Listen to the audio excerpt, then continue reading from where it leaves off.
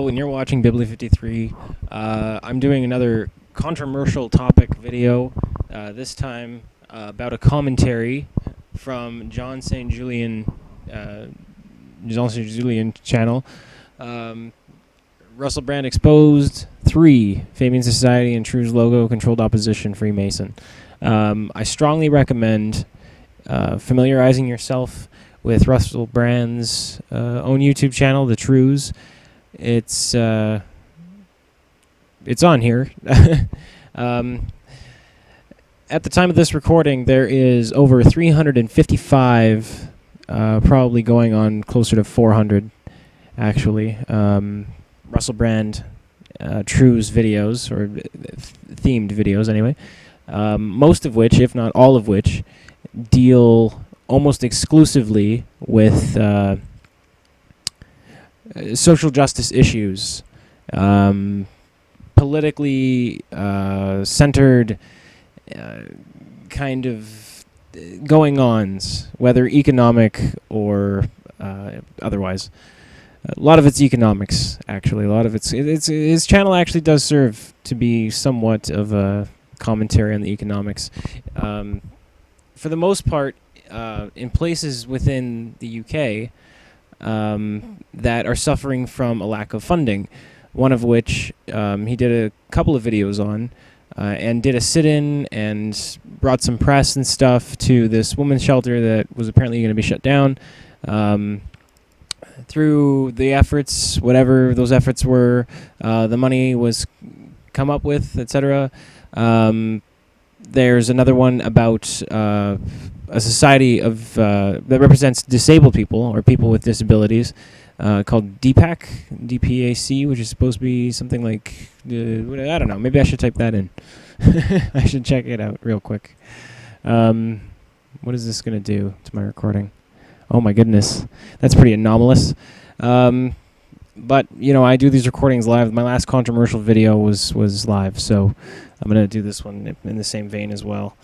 So DPAC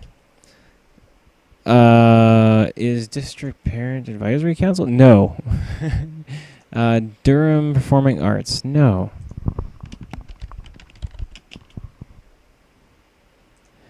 Disabled People Against Cuts. For crying out loud. It's Disabled People Against Cuts, fighting for, this is verbatim off their website, fighting for justice for disabled people. Actively pursuing against political movements or actions to cut the funding for disabled people, specifically funding that ensures their independence, etc. Now, that's all well and good that Russell Brand is trying to, I suppose, bring attention to these people, these situations, and kind of exemplifying the fact that there is a lack of equality in terms of care being taken for human beings. Essentially, I think what it boils down to is, yes, he's in support of a socialist system wherein no one is wanting, and all needs are met. And I suppose the utopian principle behind that ideology would be centered in everyone has what they need. It's not like they have enough, and it's not like they have more than what they need. That's kind of the utopian idea to go with in terms of that kind of thing, which is kind of a contentious topic in itself, because thinking of that level of equality and having no inequality, because we are dealing with a utopian principle, it seems almost outlandish. But that's because I support the idea, of course, that we are living in a dead culture where inefficient practices and ideas are dominant. This video, I suppose, in a way, expounds upon that sense of commentary towards dead culture. Here, because this is a bit of an analysis of Russell Brand's brand, really, who he is, who he has worked for, publications he has done work for, apparently, which sounds like a lot of conjecture. And this man here, I can only assume, is John. That he's kind of trying to say, like, he's hiding these connections, etc. But if these connections, if these political or socio-political ties are actually like public knowledge, how is that hiding anything? Would you honestly need to dignify that? I mean, if the person who, say, starred in Free Willy, for example, like 1993, 1994, some odd family themed motion picture about freeing a whale from what is it called? Some kind of Sea World. I have no idea. But anyway, so an abused orca, and the whole idea is that it's supposed to receive salvation and be free. And it, let's make it so that the child is also the director, the writer, and the orca is actually his, and etc. And it's like, wow, that's a lot of information. For a child to be able to to deal with, to be able to direct a feature film, that's pretty advanced. So writing a film, wow, he did that too. Wow, that's pretty advanced. Oh, and the whale is his. Wow, that's pretty advanced. Now, pretend all of that stuff was true, and for whatever reason, the film production company and the people that did the advertising wanted to hide those facts. They just wanted to have the kid that starred in the film just be the star of the film. They didn't want to give him directing credit.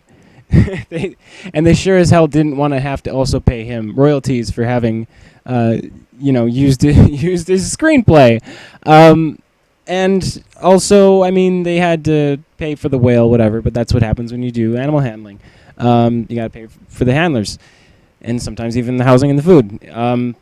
So pretend that that's, for whatever reason, kept away from the public spotlight. And it's like, oh, why did they lie? Why did they lie about this when they weren't talking about it? When the movie came out and all the advertising, why didn't they say, and starring childish boy with blonde hair as director, writer, producer, blah blah blah, and the orca was his, in theaters now. People would really respond to that. They would really respond to that if that was just out there, face value. It'd be people would watch it just as an oddity kind of a thing. Every little trick of photography, every little sweep of the camera, every little whip of the orca's tail would be credited to that child. People would be enthralled by every nanosecond of that film. But if they didn't say any of that, that's not lying either. It's called an omission. Especially if the child or person in question is fully credited. Do you understand the frame of reference here is person does A, B, and C. Person is only credited for B. That isn't lying either.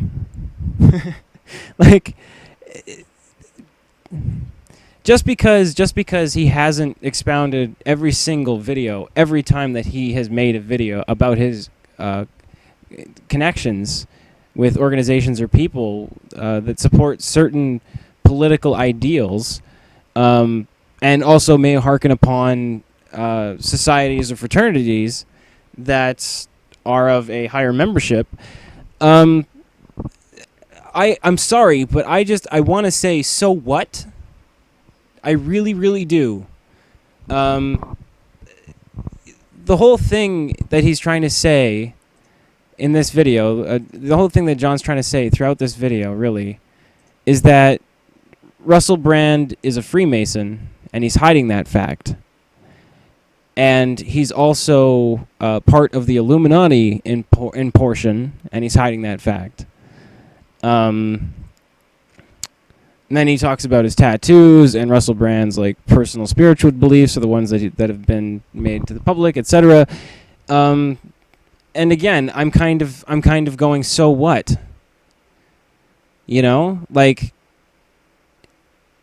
I don't understand. His message, regardless of whose message it is.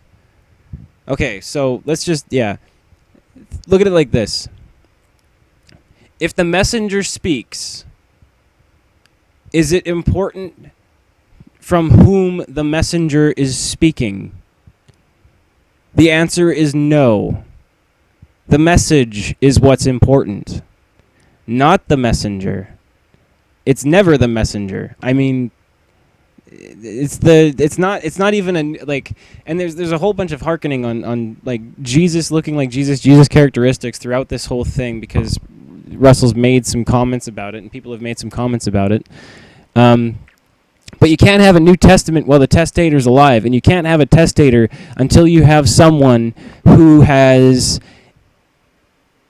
well,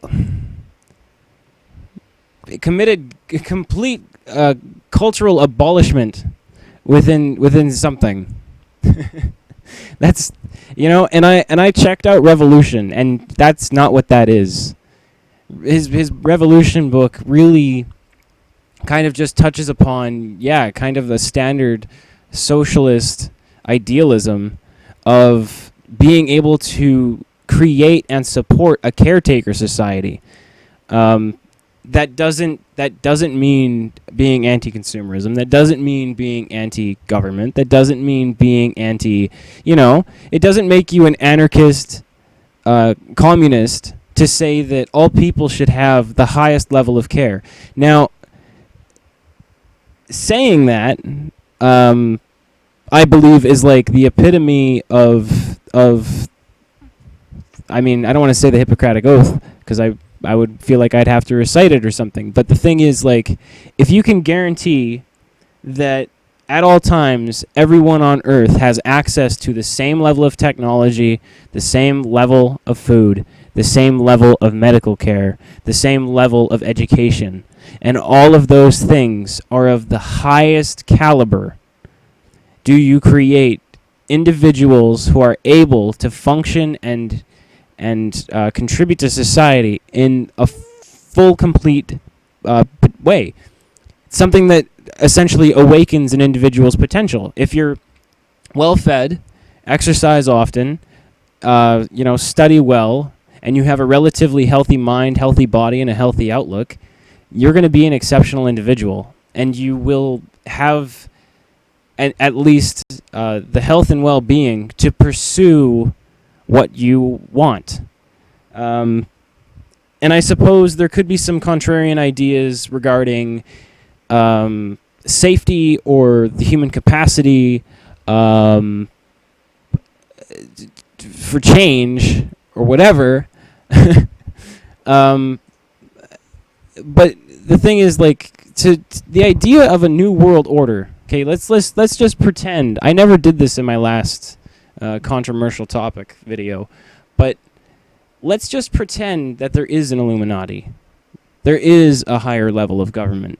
There is a fraternity for the elite, for the titans, for the tycoons, for the captains of industry, the world leaders, the world shakers, the world makers.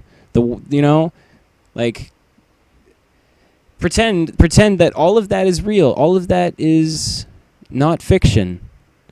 And pretend for a moment that they have the highest caliber everything. They have the highest caliber everything.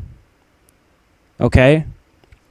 Like, I mean, think of having $480 trillion. Okay? $480 trillion.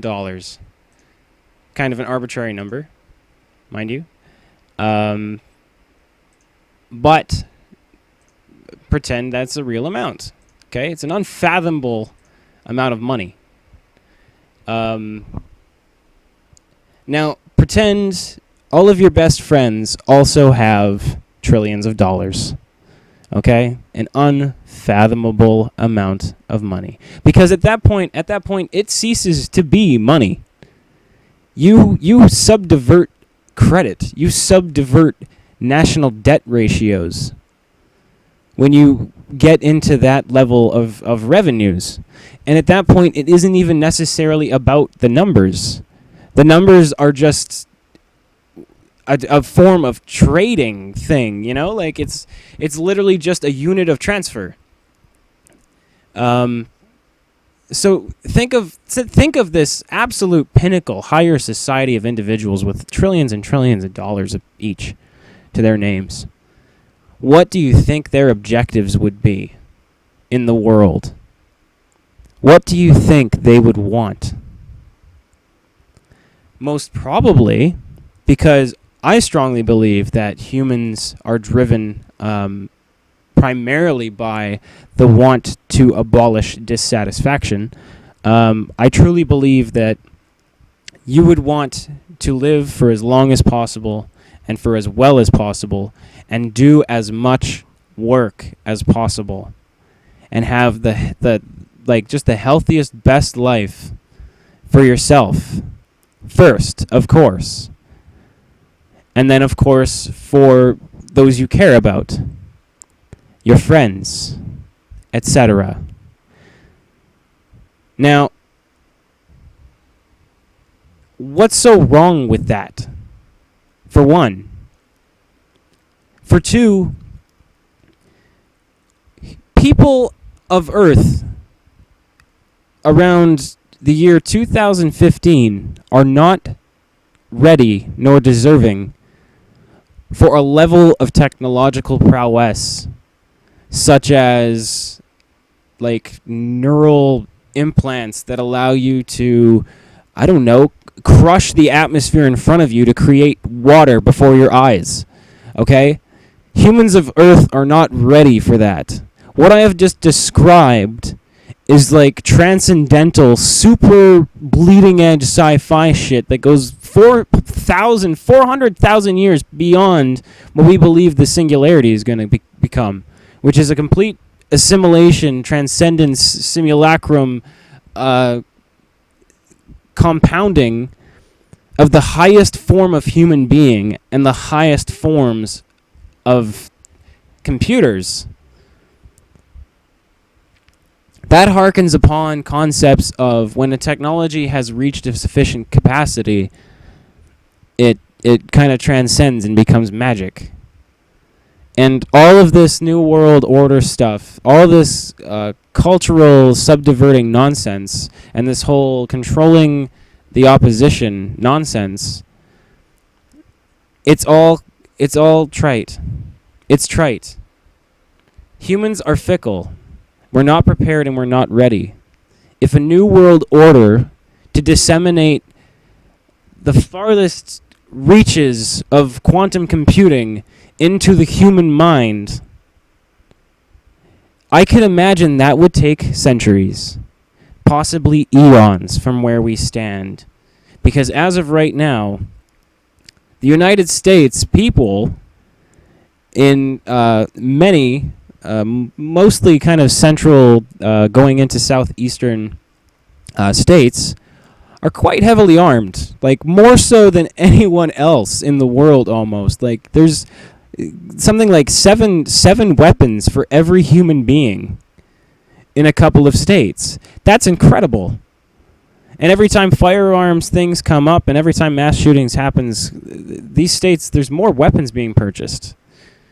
And I think this whole idea of controlling the opposition and everything else and trying to pretend like things are being hid when they're not, the issue is people are fickle.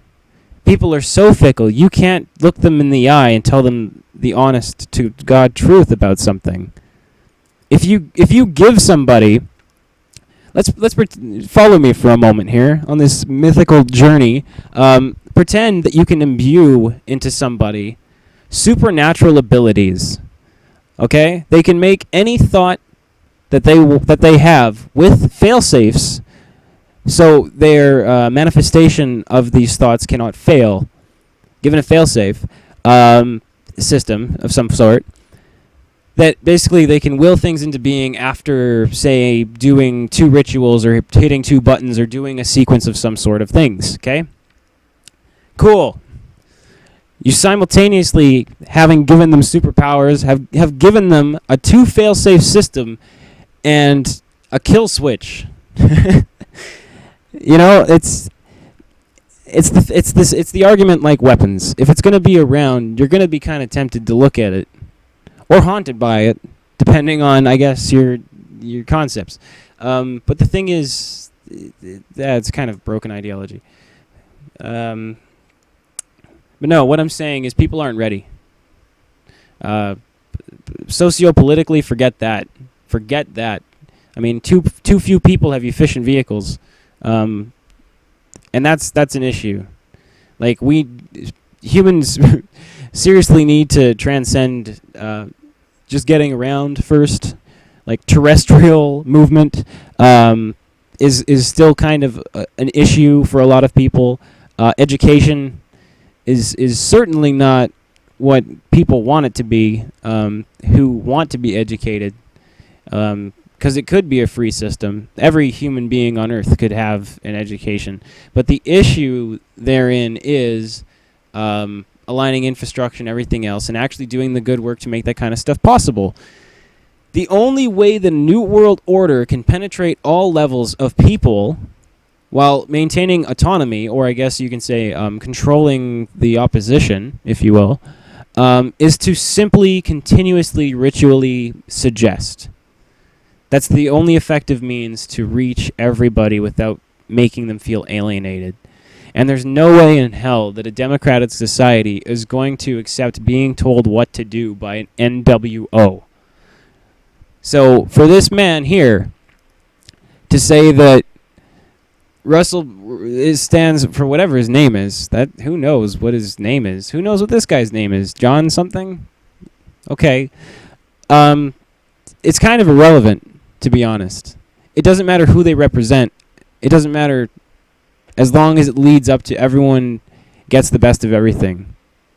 The quickest and safest way that we can all reach transcendence or the singularity or whatever it is. Whatever it is. You know, like there are literally thousands of people following YouTube channels of individuals who make like daily videos of them talking about how elite politicians are lizard people and shit. So, you know, there's a bit of a dichotomy here because that's the opposition. The opposition is the militia that's growing in the United States that feels as though they're under control from some kind of secret order. So you can't, you know, that's the opposition, and you can't control them without kind of going, you know, it's okay, guys, relax, you know, stop. Because people want their weapons. People want to feel safe. People don't want to feel controlled. They don't want to feel like they've been told what to think, feel, or say. I mean, there's that aspect of it, but then there's also the aspect of huge margins of society, of people who go about their business just sedating themselves ritually. I mean, addiction, alcohol, cigarettes, that's inseminating society because people want that. We're not actually constructive enough or hardworking enough or responsible enough as a society to really get along with not sedating ourselves. Not that I'm admitting to that, of course. But hey, everyone likes to drink after 5, right? No, I'm just joking. But no, really. So there's a greater responsibility. There's obviously a greater mission. And so what if there's a greater mission? If it begins with simply saying that we should be caring about ourselves, because our culture is a dead culture, and we are a barbaric people, at least in the times with which I am referring, because, you know, prominence and preeminence and all that with the internet and etc. Also, this is something here. As I'm recapping this video, you saw just then, this is he's making a commentary about a trip that was taken to some place with a great deal of social harms, or whatever you want to refer to them. I don't believe it's just poverty. See, the thing is, municipal government is kind of crap in most places. Provincial, state, I guess even, I suppose, branches of federal government, because not everyone is going to be necessarily on the same page, and we cannot pretend that everyone that's an elite is on the same page. You're not. Really, you have to just push the agenda to be a part of the agenda, and then you can be accepted. You know? It's not... It's... What is it? Righteousness by virtue is not the thing to do, or whatever it is. You have to actually go forward into the world, etc. I don't know. But for this guy to pretend like there's some kind of secret when everything's in the open, I don't believe that he has a full scope or full respect for the net positives. Yeah. Who knows what it'll entail to get to the point with which I am referring. I do know, however, that to get to that point, people do need to be taken care of for that kind of technology to be developed and assimilated on a smaller scale, going up into, of course, larger scale, and then being disseminated essentially to everyone on Earth, a la the home microwave, cell phone, computer, etc. You know, it takes time for these things to get into the hands of the people, because if they're not ready and they're irresponsible, or whatever else, I mean, a lot of it too is, people react to cultural messages because it's almost like a form of social programming, movies and music and media, etc. So yes, to forward an agenda, or the agenda for this idyllic utopian NWO, etc., etc. I mean, it's a viable theory, but I believe that it's too chaotic a one to make sense for all people, especially in our time, especially in some decades to come, I'm sure. But I do believe that there have been frontiers reached with which the public is not aware. Superconductors, metamaterials, cosmic space dust that's been collected that kind of confirms that life is a redundancy of comet ejecta, which is kind of a roundabout way of, saying the same thing that I have for years, which is great, and I get to sound like a pretentious twat to have that theory confirmed. But to be honest, I couldn't wait to write essays in school about transgenic cosmic material. Anyway, we're not ready. We're not ready now. Like, so what if you think he looks like Jesus? Don't you, man? Won't some people think you do as well? Let's face it. All right, the idea of Jesus, regardless if it's the commercialized one or the nationally, or what do you want to call it? I'm trying to be sensitive here. The geospecific, etc. Genetics of Jesus, whatever that is. Let's say that. Yeah, it's the genetics of Jesus. Regardless of what people want to commentate about that, this dude has a beard and he's got long hair. Russell Brown's got a beard and he's got long hair. Any man, come on, any man that lets their hair grow and their facial hair grow will have those characteristics. And if you have kindness in your heart and you're a loving individual and you're an accepted individual, people will take you to be somewhat of a professor of those kinds of ideals. I kind of think, however, that it's unfortunate that most people put those ideas specifically to Jesus and not other figures, because it was even in that time in like 3000 BC, for at least for what we're told, right? Like, we could all be lied to about history because of this NWO. We don't know anything for certain, right? Got to pretend the lizards are the people. blah, blah, blah. You know what? This video has gone on too long. I've said a lot. I have literally a 0.2% chance of 15 people within a 14-year period watching this. Thanks to Google Analytics, I'm able to actually say that with some accountability. If more people watch this than 15 in the next 4 years from time of recording, good Lord, yo. Good Lord.